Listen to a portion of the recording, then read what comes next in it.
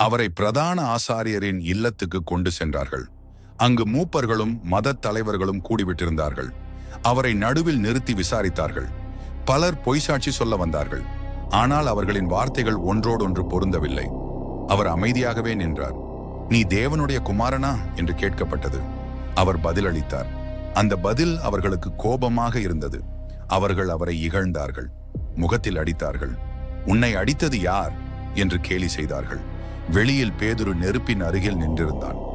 ஒரு வேலைக்கார பெண் அவனை அறிந்து, நீயும் இவரோடு இருந்தாய் அல்லவா என்றாள். அவன் மறுத்தான். 2வது முறையும் மறுத்தான். 3வது முறையாக சத்தியம் செய்து மறுத்தான். அந்த நேரத்தில் சேவல் கூவியது. இயேசு திரும்பி பார்த்தார். பேதுருவின் இதயம் உடைந்தது. அவன் வெளியே சென்று கண்ணீரோடு அழுதான்.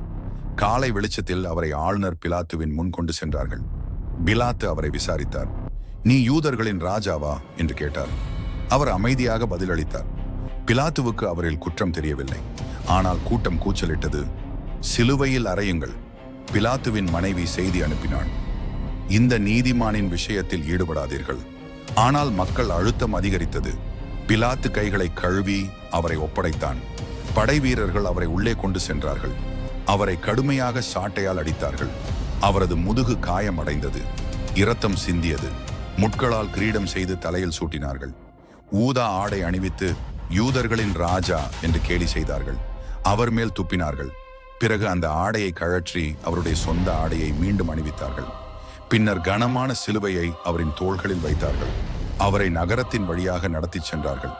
காயங்களால் பலவீனமடைந்த அவர் ஒரு கட்டத்தில் கீழே விழுந்தார். சைரேனேயன் சீமோன் சிலுவையை சுமக்க அழைக்கப்பட்டான்.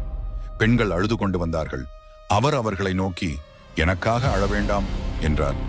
இறுதியில் அவர்கள் கொல்கொத்தா எனப்படும் இடத்தை அடைந்தார்கள். அங்கு சிலுவை தயார் நிலையில் இருந்தது.